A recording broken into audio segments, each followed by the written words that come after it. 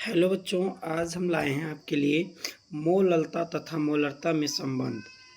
इसका आप पूरा वीडियो कंप्लीट देखिए और जहाँ भी आपको दिक्कत हो रही है आप इस वीडियो के माध्यम से आप उसको सही कर सकते हैं। ये वीडियो बहुत ही महत्वपूर्ण वीडियो है क्लास 12 के बच्चों के लिए।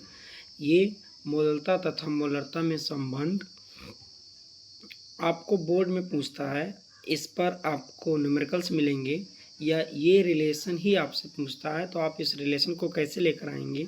ये बहुत महत्वपूर्ण वीडियो होने वाला है जिसको जनरली हम बोल सकते हैं कैपिटल एम तथा स्मॉल एम में संबंध।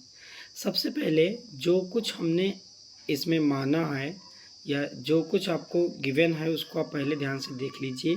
हमने मोलरता को कैपिटल एम, मोललता को स्मॉल एम, विलायक के भार को डब्ल्यू डैश से, विलयन के घनत्व को डी से और विलेय का भार डब्ल्यू से और विलेय का अणुभार एम डैश से रिप्रेजेंट किया है। यदि हम बात करें विलयन की मोलरता की तो विलयन की मोलरता जो हमारी होती है वो होती है विलेय के मोल बटा विलयन का आयतन लीटर में। विलेय के मोल को कैसे निकालते हैं? विलेय के मोल को निकालते हैं ग्राम में भार बटे अणुभार से।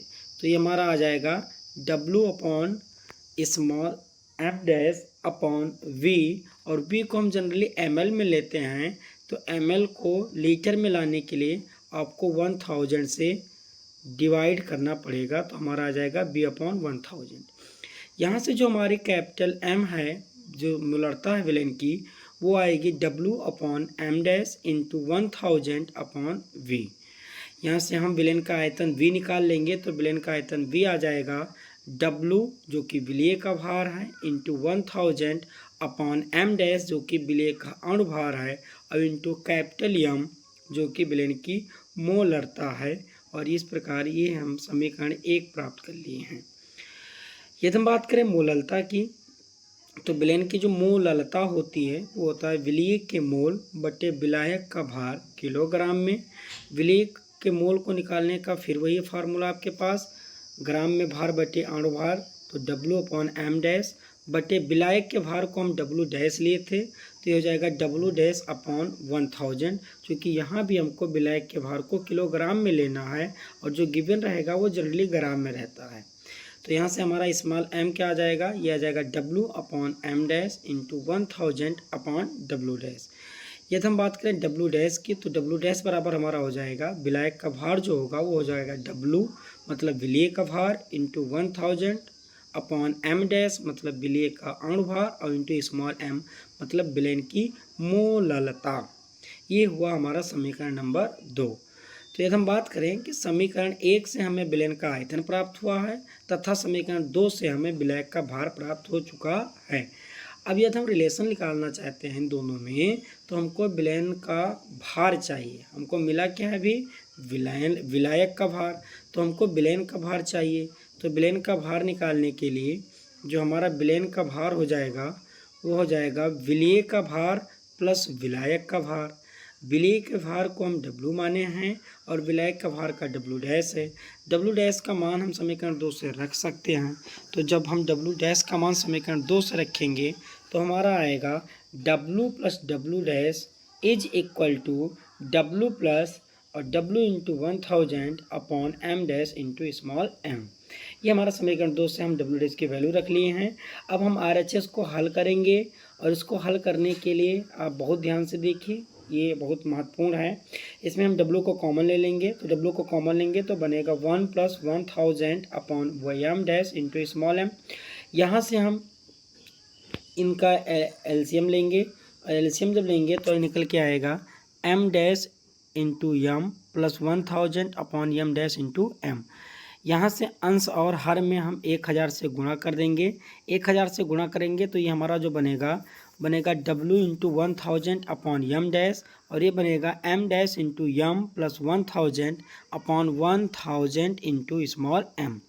इसको हम सॉल्व करेंगे तो ये निकल के आएगा W into 1000 upon m dash, और ये निकल के आएगा m dash into m upon 1000 into m और plus 1000 upon 1000 into small m से m कट जाएगा, 1000 से 1000 हम काट सकते हैं।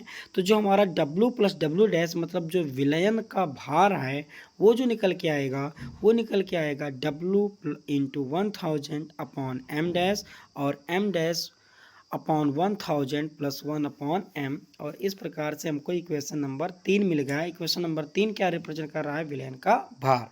अब हम एक रिलेशन जानते हैं, विलयन का घनत्व जो होता है वो होता है विलयन का भार बटे विलयन का आयतन।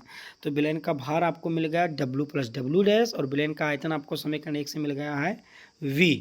तो हम उसकी वैल्यू पुट कर देंगे, W प्लस W डैश की वैल्यू पुट कर देंगे समीकरण 3 से और V की वैल्यू पुट कर देंगे समीकरण 1 से। तो ये आएगा W into 1000 upon m dash into m dash upon 1000 plus 1 upon m, और ये आएगा W into 1000 upon m dash into 1 upon capital M। यहाँ से आप ये दोनों टर्म आप काट देंगे क्योंकि दोनों सेम दिख रहे हैं। तो ये हमारा जो फाइनली रिलेशन निकल के आएगा वो निकल के आएगा, ये कैपिटल M को हम इधर ले आएंगे, इस कैपिटल M को हम D के नीचे लेकर आएंगे, यहाँ लेकर आएंगे। तो ये जो हमारा रिलेशन निकल के आएगा वो निकल के आएगा D upon capital M equal to m dash upon 1000 plus 1 upon small m। इसको हम एक दूसरे तरीके से भी लिख सकते हैं, 1 अपॉन स्मॉल m बराबर D upon capital M minus m dash upon 1000। या इसको हम जब न्यूमेरिकल सॉल्व के लिए यूज करेंगे तो हम लिखेंगे स्मॉल m बराबर 1000 इंटू इस capital M upon 1000 into D minus capital M into m dash. यदि हम बात करें कि ये जो हमारा रिलेशन निकल के आया इक्वेशन नंबर 4, ये हमारी फाइनली रिलेशन है। जहाँ स्मॉल m क्या है? ये है मोललता, ये हमारा मोललता है जो आपसे एग्जाम में पूछेगा। तो आप मोललता स्मॉल m बराबर क्या निकल के आया? ये 1000 into capital M, capital M क्या है? ये है विलयन की मोलरता, तो ये आपको विलयन की मोलरता देगी। D क्या है? घनत्व है, आपको दिया रहेगा एग्जाम में, विलयन का घनत्व है। और यहाँ से इस कैपिटल M फिर वही है मोलरता, और m डैश क्या है? ये है अणुभार, जो विलय होगा उसका अणुभार। तो ये आपका रिलेशन आ गया मोललता बराबर 1000 गुणे मोलरता बटा 1000 गुणे घनत्व माइनस मोलरता इंटू विलय का अणुभार। यदि आपको वीडियो अच्छी लगी हो तो वीडियो को आप लाइक कीजिए, शेयर कीजिए और सब्सक्राइब कीजिए। आगे आपको नेक्स्ट लेक्चर जो आपको मिलने वाला है वो मिलेगा आपको मोलरता तथा नॉर्मलता में संबंध। तब तक के लिए आप वीडियो को देखते रहिए। धन्यवाद।